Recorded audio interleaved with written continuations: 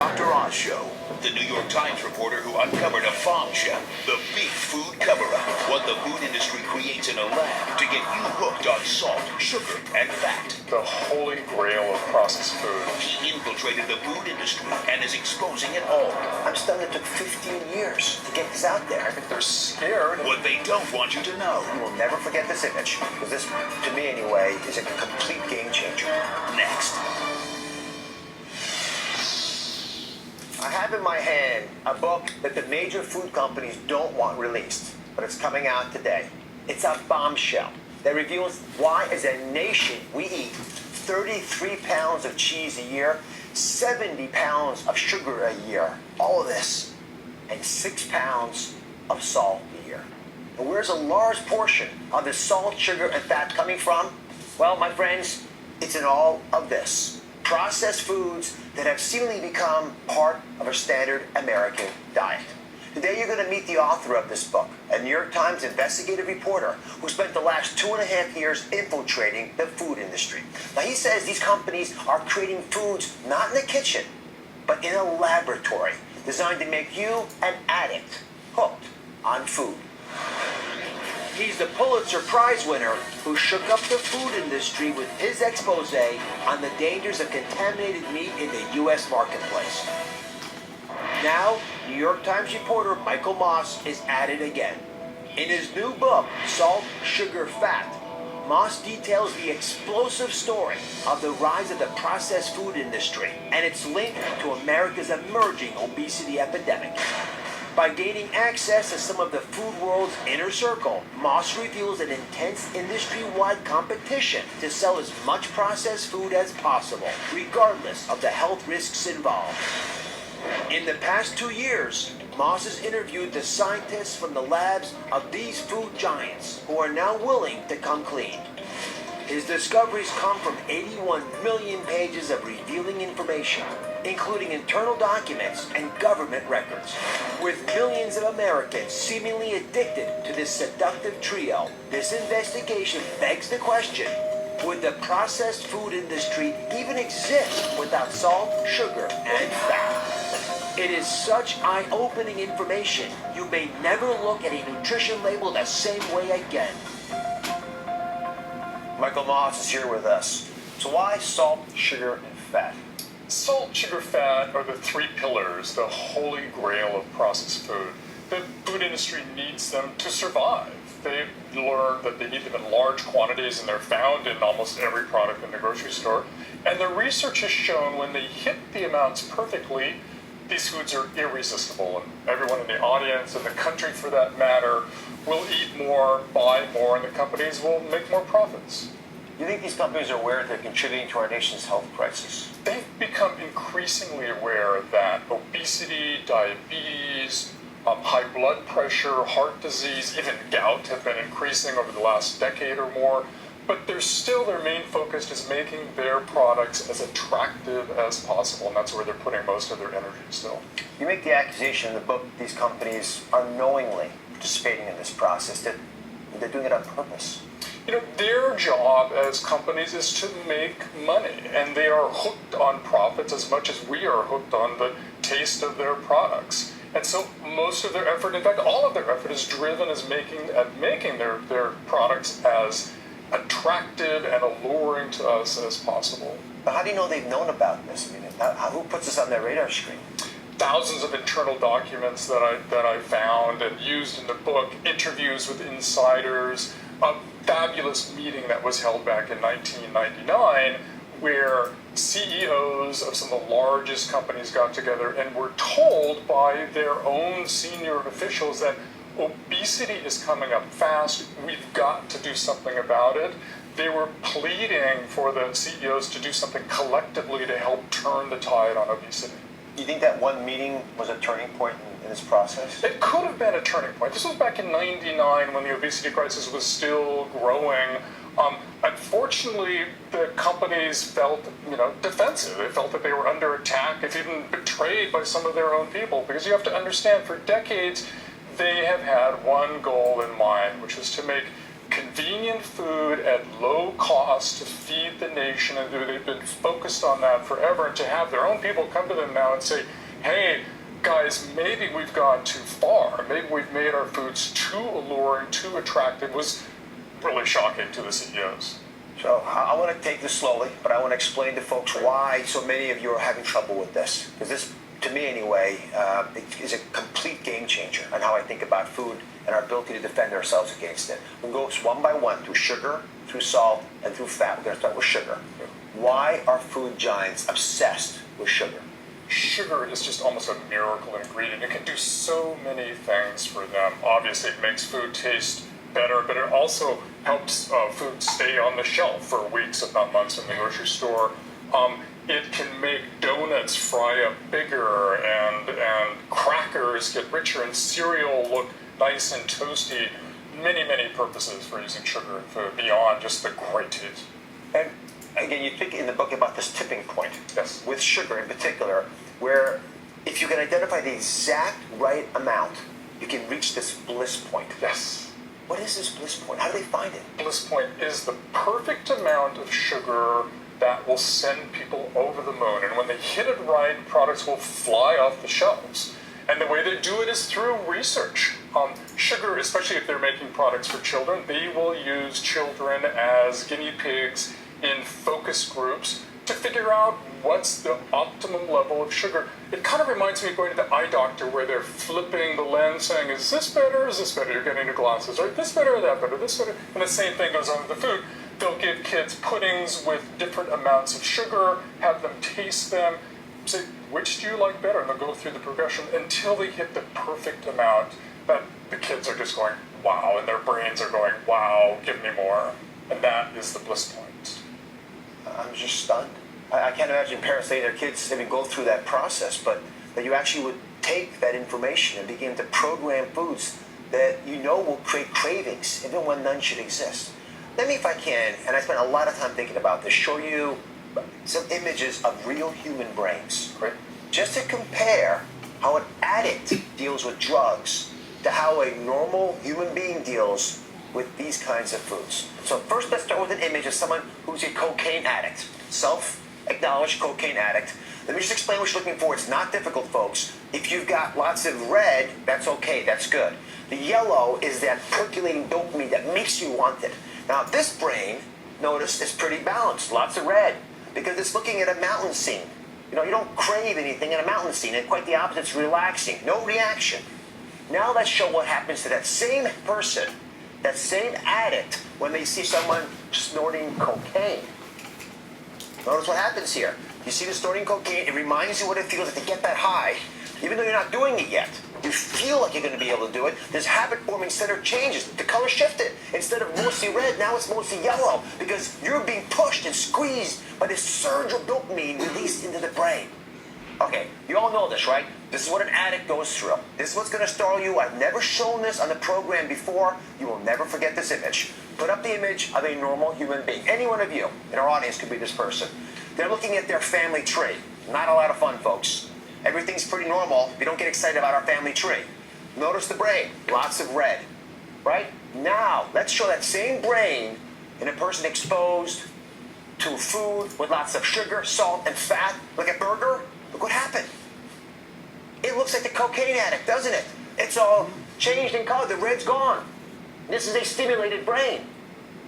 And the more you see this and are reinforced by sugar, salt, and fat, the more you're going to have this reaction in your brain. So no matter what you think, no matter what you feel you can control, just like a cocaine addict is sucked and lured into that addiction, this process is going to create that same reaction in you. Now let's talk about that word addiction. I know food companies, Michael, don't like that word. I don't blame them. I wouldn't want it attributed to any food that I was involved with. But there's a word called craveability. Craveability. But what does that mean? And you're right, they hate, if there's any one word they hate, it's addiction. They prefer words like craveability. Again, it comes back to allure, another word they like.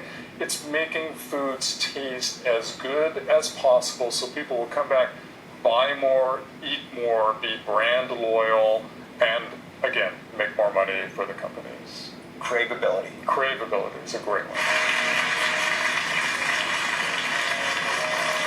We're back back with investigative reporter Michael Moss, who says food companies use sugar, salt, and fat to keep you addicted to processed food. Let's talk about the ingredient that food companies consider the most magical of them all, salt. So why is it that you argue salt is considered the most magical ingredient? Solves so many problems for the food industry. It can, again, make products last longer on the shelf, which is critical in the grocery business. It can add crunch to crackers and crunch to other foods and great color to foods, as well as that terrific blast of flavor that's so necessary in that first bite of food that just gets your brain going. You know what bothers me is you just outlined at least a 15-year lead time of awareness of the potential dangers of this, and yet we've been adding more and more salt to our food supply. You know, the industry has known about this and hasn't done much about it. And you argue actually that even worse, they don't use regular salt, they use something much more powerful, kosher salt. Now, this really stunned me. What's the difference? They have many salts for different purposes, and kosher, I think, is one of the most fascinating ones. It looks like snow, but it's shaped like a pyramid with flat sides, so it sticks to food better. But here's the key thing, it's hollowed out on the inside so that more saliva contacts the salt quicker. The saliva is what hits your taste buds, zoom off to the brain. You know, magical in the way it just bursts of flavor to the brain. It says, eat more. A flavor burst. Yes. I'm learning all these words, sugar bliss, flavor burst. I mean, it's like chemistry lab. The industry has great terms that their own scientists have come up with to describe their products and their efforts. So you describe this in the book, I think very artfully. So I made a little demonstration I think will help folks understand how kosher salt works. Right. This is your tongue, two different versions of your tongue. When you eat something that has salt in it, your taste buds come alive and it reacts to food. If it's regular salt, notice the shape is flat compared to the more pyramid shape of the kosher salt. You put a piece of flat salt in there. In fact, take a couple pieces, put lots of salt on there, and you add it to your tongue, which is here. This is a taste bud, right, inside of here with your tongue. You throw it in there, and guess what? You get a little reaction. It's a small reaction because the salt is solid, and it's going to take a little while for it to dissolve. Now, take just 1 grain of kosher salt. Remember, it's got multiple sides to it. It's hollowed in the middle. The minute that this kosher salt touches your saliva, it starts to stimulate reactions. And it gets stronger and stronger and stronger as you add more and more of the salt in here, resulting in this flavor burst all over your mouth. Now look at this tongue and the experience it's having in life compared to this one. I mean, which tongue do you want to have? Right? Is it difficult to determine why you're going to not buy that product, you're going to buy this product? And again, I don't want to put blame out there and point fingers all the time. I got to say, if I was aware of this, I would take advantage of this. I do this exact same thing. So how do we turn this process off? That's one of the reasons we're here today, folks, talking about this.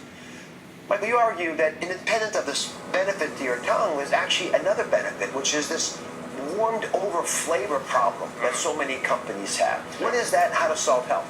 Warmed over flavor happens when reheated foods are reheated in your home. The companies have to cook the food before they put it in the packages, and then you go back and reheat them. And especially when it comes to meat, the fat oxidizes and creates this off-note, bad flavor called warmed over flavor. And salt is the one thing the companies can use to mask that flavor so you don't taste it when you're eating the food. Let's shift to the last category, fat. Yes. Fat. Now, you say this is actually even more powerful than sugar. I was surprised by that myself. Even though fat has twice the calories of sugar, the brain doesn't react to fat the way it might to sugar. There is no bliss point for fat. If it is, it's way up in the heavy cream someplace. And one of the really interesting things is that if you add a little bit of sugar to fat, forget it. Your brain will even detect less of it. It's even more invisible to the brain. You'll just keep eating more. And that's one of the dangers, of course, with obesity and overeating. The fat is tricking the brain into allowing you to eat too much.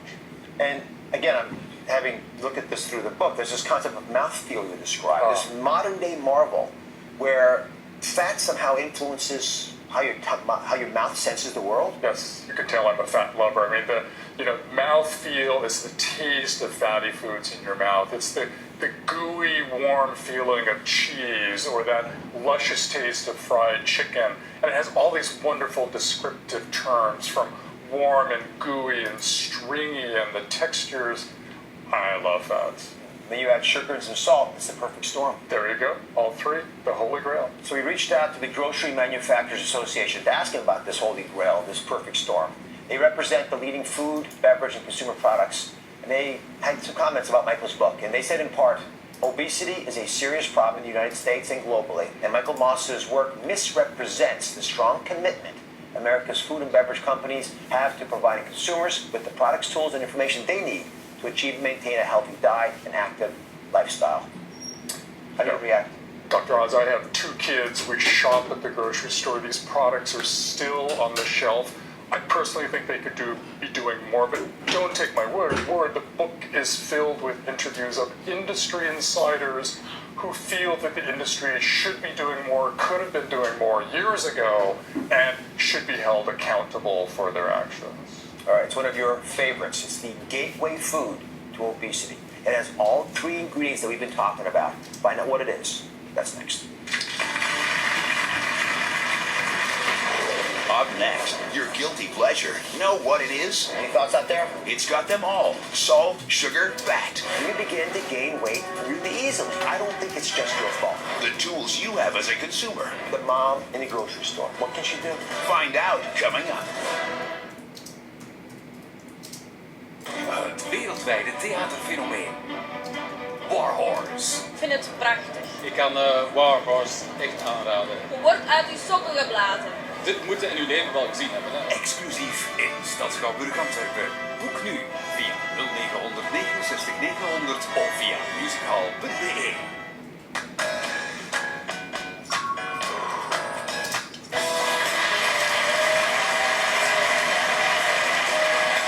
Back with investigative reporter Michael Moss, who says the food industry is knowingly upping the ante on everyday foods to keep us addicted. The audience, can you guess which irresistible snack food has all 3 of the elements we've been talking about? The salt, the sugar, and the fat. Any thoughts out there? Yeah. A lot of folks blaming donuts and cereals, but a fair number you know that it's the most weight-inducing food out there for a lot of people. It's the potato chip. The potato chip. You quote the classic ad, Michael, in your book. You argue that you bet you can't just eat one. It's got all 3. Salt hits the tongue first with that flavor burst. The fat field, and they're loaded with fat, and that hits the brain as well. And then surprisingly, potato chips have sugar. Not added sugar necessarily, but in the form of the starch in the potato chip, which converts to sugar in your body. Let's go through that slowly. I think it's a great example of how so many of these foods can make us crave them irresistibly. Let me show you how a potato chip is made and what happens inside your body at that same time. You're going to love this. First, the potatoes are cut into chips, right, in little slices. So that process happens pretty elegantly. Then they're drowned in fat and they're fried to a crisp, which gives you that mouthfeel we were speaking about earlier. It also gives it most of the calories you're going to experience. Next, they get covered in loads, gobs of salt, which hits the tongue first with that explosive flavor burst we talked of. Then, the moment you eat them, the sugar gets released, and that's the bliss point. Remember, normally, you have sugar, it gets digested relatively, compared to starch, slower. The starch, it hits your mouth, and it's immediately broken down, and it's actually absorbed into your bloodstream faster than the same amount of table sugar would. Can you imagine that? That causes your blood sugar to spike again, even faster than it would if you're having table sugar. So your hormones are thrown off, and you begin to gain weight really easily. So in addition to being really pushed towards eating more of them, because you can't just have one, your body can't react to them. And then what happens? These companies say, guys, it's not my fault that they're fat. It's them, it's the people. They've got no self-control. I just make this stuff, and they eat it. I've been saying this to you too. And I'm here to say today that I don't think it's just your fault. I think this is the problem. But now that we know the problem, we can get ahead of it. Michael, with all the evidence that's out there right now, has the food industry begun to look at the health impact of some of these products that induce craveability? They've had to, because increasingly we are all paying more attention to what we're putting in our mouths. And the main problem for the industry is that it is as hooked on salt, sugar, fat as we are. And they've had trouble sort of, dealing with the fact that how do we make our foods without salt, sugar, fat as much as we're adding? I think they're scared and they don't know the answer to that. They're stuck between a rock and a hard place. So, for the average consumer, the mom in the grocery store, what can she do? I think first she or he, husband, can look at the grocery store as a minefield. I mean, it is stacked against you. And I'm hoping that this book is empowering in showing you all the things the companies are doing to get you to buy their product. So a couple things you can do in defense beyond that, just being aware of all the things that they do, is to shop on the end aisles, the fresh fruits and vegetables, places in the store where foods are less processed. And when you get to a center aisle, like the cereal aisle, look high, look low, because that's where the cereals with the least amount of sugar are, or salt, as the case may be. Right at eye level, the best sellers are going to be the highest loaded products. Let me share my final thoughts with everybody. Now, I have dealt with many of these food companies. Just personal opinion, I don't believe their intent is evil. But they're in a competitive business, and they're competitive people, using whatever tools they have available to them, which happens to include sugar, fat, and salt. They will win the battle. Unfortunately, you, the consumer, have become the collateral damage in this war. We can point fingers at each other and blame everyone for the obesity epidemic in this country. But the question is, what will we do about it? Well, I know for sure that if you're smart at reading labels and know what not to buy, the food companies will need to react, and they'll have to produce the healthy foods that you do want. Now, I hope what you've heard will inspire you to rethink what you eat and keep in your kitchen, because guess what? Up next, it's the Great American Kitchen Cleanout. Dr. Oz's Great American Kitchen Cleanout. I can't even look inside of this fridge. Why do I still have this? I'm so excited to be doing this. What to toss, what to save. Now, I know you're motivated to clean out your kitchen, but what about the non-food items? Would you know what to keep and what to toss? Well, to find out, I challenge you to the Great American Kitchen Cleanout. Pry open those pantries, reach back into those refrigerators, and get out those garbage bags. America, it's time to come clean, because today I'm challenging you to the Great American Kitchen Cleanout. Look what I found, Dr. Oz. Brown sugar. Why do I still have this? Nobody even likes it. I could not tell you the last time I saw the back of this pantry. Long time coming. I'm so excited to be doing this. Look at all these plastic containers. I really don't need all of these. What are these stale taco shells doing in here? I can't even look inside of this fridge. Can you rehydrate severely dried mushrooms? What about pasta that's never been opened, even though it has an expiration date? These have really been piling up. Should I keep or should I toss? It wasn't easy, but it had to be done. Challenge completed. So Sarah is joining us. What were you unsure of when you were cleaning out your kitchen? Well, I have all these dishes, Dr. Oz, that we use them outside in the summer, and my kids literally every meal off of them. They're really enticing because there's, different holidays, different seasons. I acquire so many, and I just don't know how long to keep them for.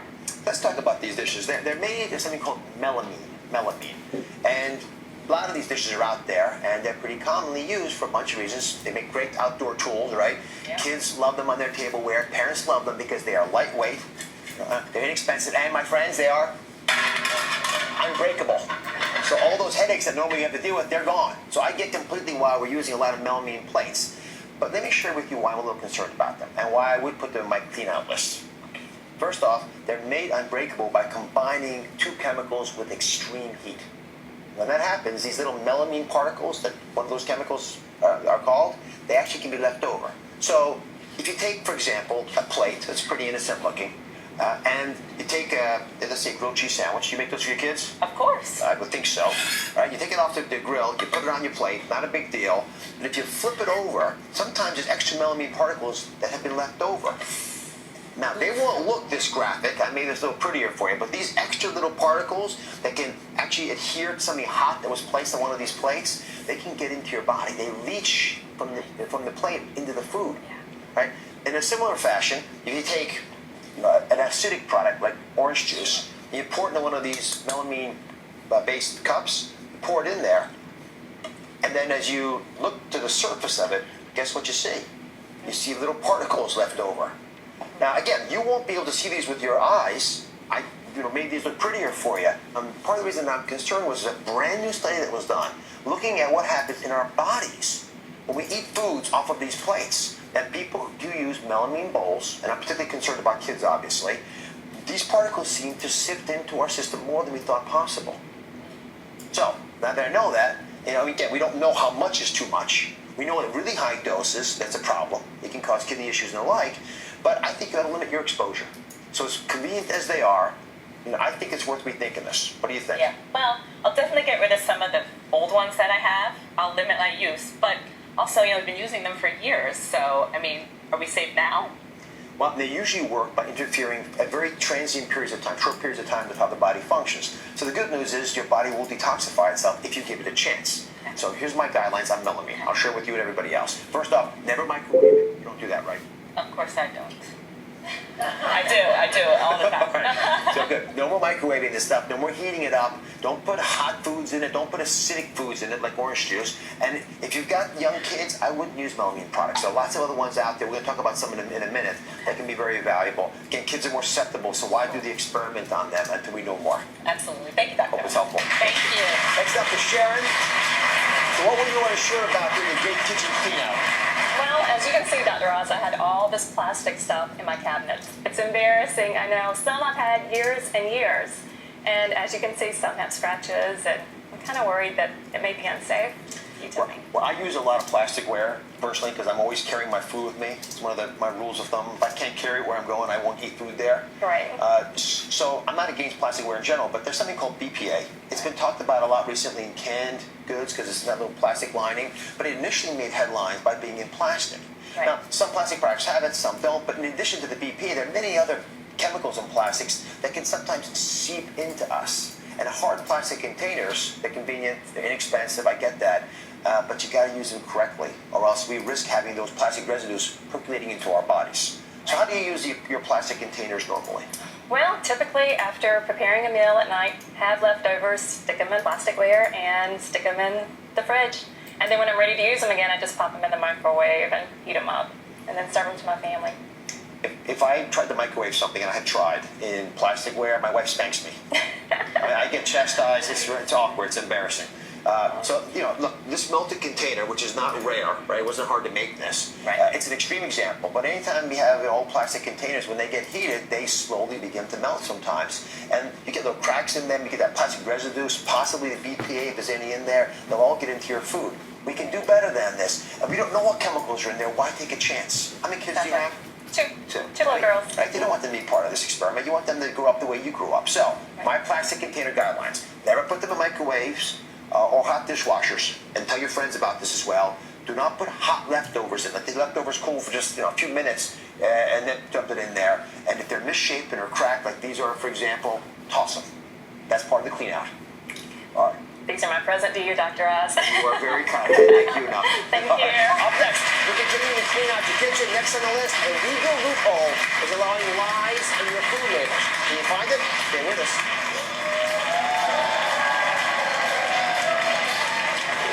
Up next, the hidden ingredient in packaged foods. It is, I believe, the worst offender of all. Get rid of it. You're good to go. It can still put you at risk. Heart disease, diabetes, obesity, even some cancers. And later, restock your kitchen safer. And it doesn't break. Stay with us. Tekenen die uw leeftijd verraden. Dat zijn niet alleen rimpels. Het is ook volumeverlies. Hier en hier.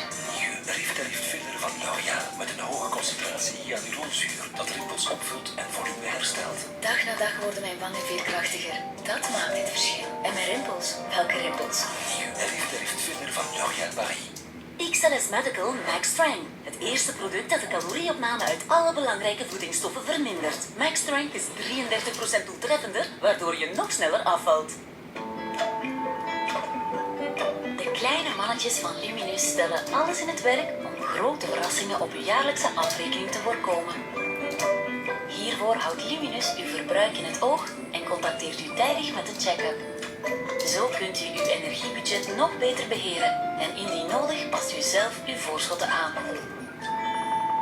Luminus, graag gedaan.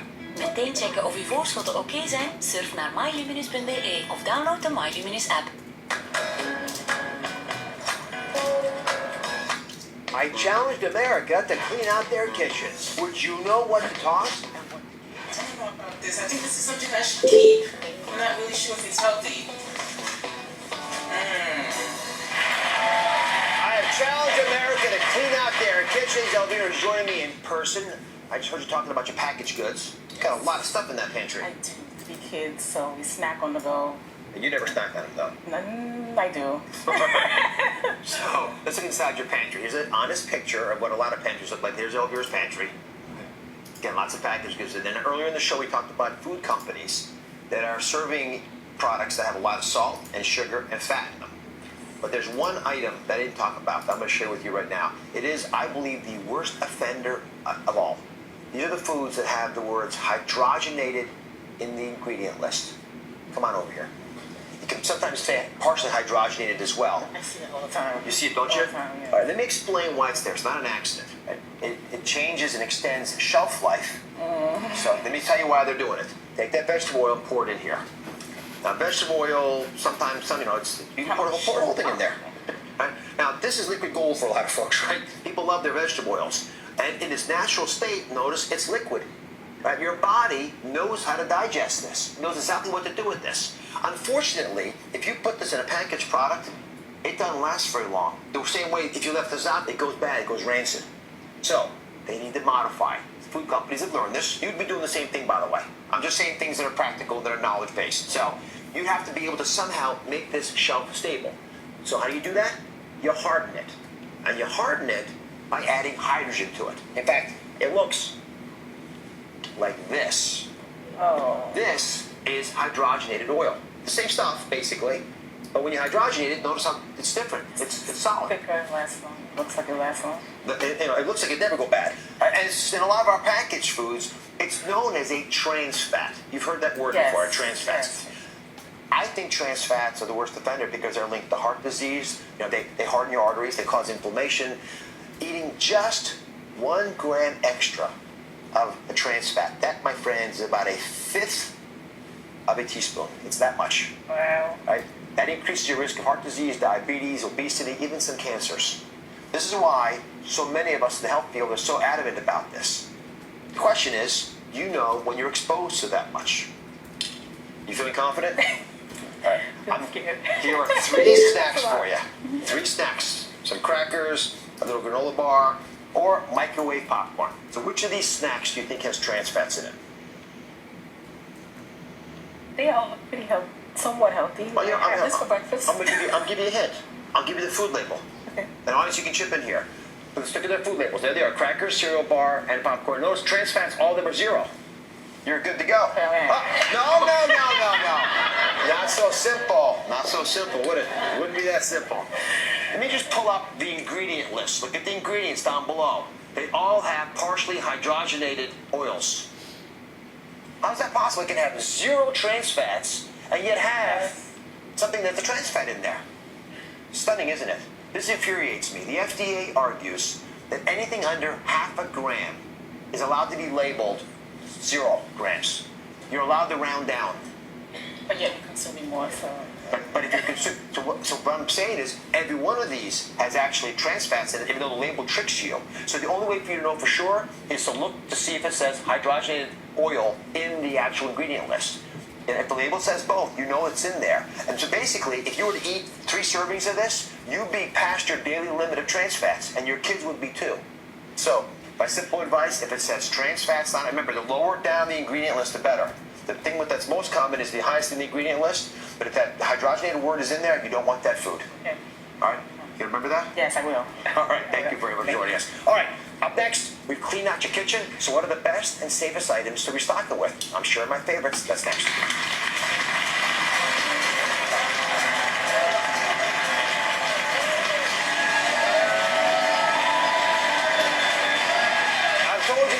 I want you to clean out of your kitchen, so now it's time to restock. Gadget expert Jennifer Jolly is here to share her best finds for your kitchen. First, I warned you about the potential dangers of melamine tableware, so Jen has got some nice replacements for those products. What do you got for us? That's right. Well, when it comes to replacing melamine, you want to find the right product for that particular job. So the mom who wanted that plastic-ware, she could go outside, bring it out for the holidays. You can get this BPA-free Nordic ware. It comes in a variety of colors, red for Christmas, whatever you want. You can put it in the microwave, you can extreme heat, and it doesn't break. So a much safer alternative for kids. Who doesn't want to do what's best for their children, right? So there's this silicone-based ware from Kinderville. So this is serveware. It's talk about being something that you can't break. These can go in the microwave. They can go in the dishwasher. And this was developed by parents who wanted a safer alternative for their kids and for the planet. So you got to think of it like that. You're getting a 2-for-1 right there. I got bibs with it too, huh? Well, yeah, and this is really your color with the little ballet slippers. Because if they spill a hot drink on it, you don't want something that's not safe for them on their skin. I can handle it from here. Oh, see, perfect. You can dress them up and take them anywhere, right? This is from a company called Sugar Booger.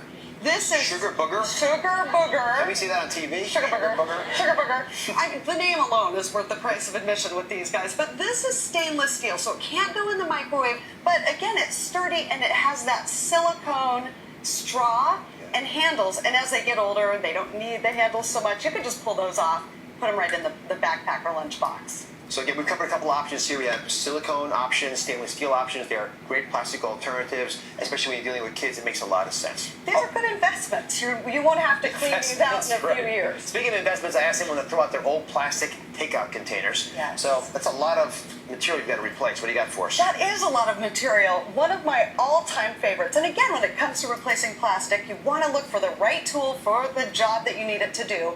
Sistema. I am in love with these. They come in all shapes, sizes, colors. You can cook food right in them. They have a little steamer window. I love doing vegetables in these.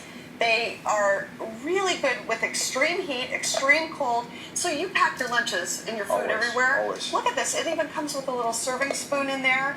You can not only cook your food in it, store your food, stick them in the freezer, and think about how many little plastic sandwich bags you're going to save by using these instead of those. I use these big ones though. Yeah, well, this is the Dr. Oz serving size and the Jen serving size. No, these are the ones that we used to use a lot, but these are heavier. Yeah, well, this is Pyrex, and Pyrex is sort of the Mercedes-Benz of food storage devices. This is the premier food storage. It's made from a lightweight yet durable glass, so it's a little heavy for the lunchbox. But what's really cool about Pyrex, you can stick it in the oven. Yeah. You can cook with it. It's also got that silicone top, that lid. You can stick it in the microwave, in the freezer, and it doesn't taste like whatever food you've stored in it. It doesn't get that gross, funky taste. So what we are doing now is this is for at-home use. This is for travel use. Remember, you can get rid of those old takeout things. You can save a little money by investing in these products. They're made for reheating. I love the fact that the glasses and the BPA-free plastic options are out there. They're both smart choices. Now, finally, I warned you about the dangers of hidden trans fats. Now that we're smart about that, we've got to find other options which don't have hydrogenated fats in them. So walk us through some of your choices. Well, one of my all-time favorite choices right here is this microwavable popcorn maker. So you stick the popcorn kernels in, put this in the microwave, you put however much butter or oil that you want right on the top, and it'll melt right down into it, right through there. So you can, get the right serving size. I love this idea. Isn't that cool? And then you just take it out, you pour your popcorn out. It's so easy and versatile, especially at the office. And then there's actually healthy, safer snack choices that your kids will actually eat. Lesser evil, Dr. Dr. Cracker. This is too good of an idea. Dr. Cracker crackers are so good. Yeah, now, you talked about that flavor burst. These truly have a burst of flavor without being that addictive flavor burst. So my daughter won't eat anything. She loves these. A much, much healthier option. No trans fats, no hydrogenated oils, packed with healthy fiber. So it's not just about snacking on empty calories. These are actually providing nutritional value. Wonderful advice as always. Thank you again very much. All right, for all my guidelines on what you should clean out of your kitchen, log on to DrOz.com. Up next, you know what you need in your kitchen, but what did your grandmother use? Never believe what we found. Stay with us.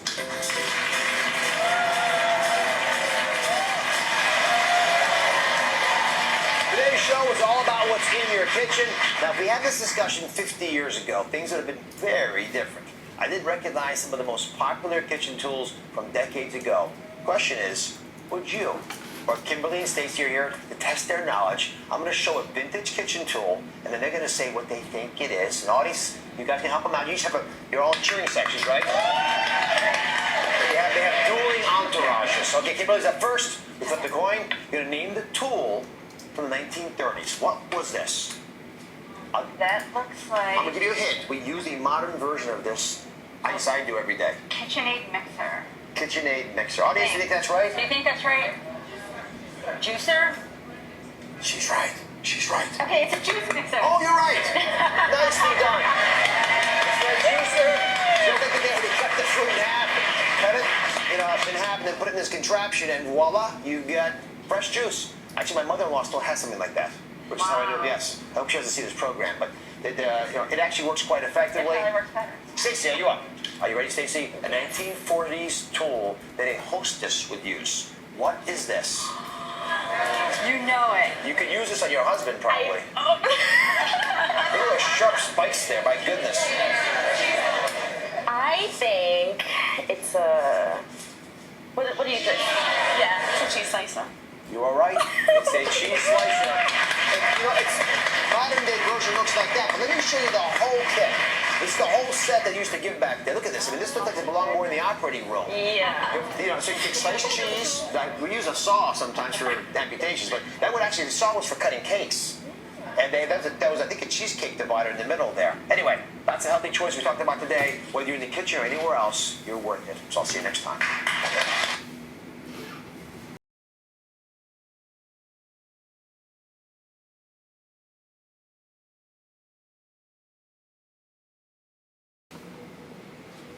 Today on the Dr. Oz Show, the New York Times reporter who uncovered a farm chef, the